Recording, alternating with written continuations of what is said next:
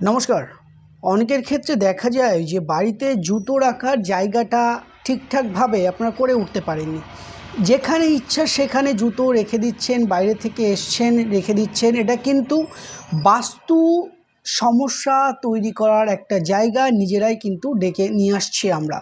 একটা কথা মাথায় রাখবেন, বাড়িতে দক্ষিণ এবং পশ্চিম এই দুটো দিকের যে কোনো একটা দিকের দেওয়ালে আপনি জুতো রাখার জায়গাটি করুন।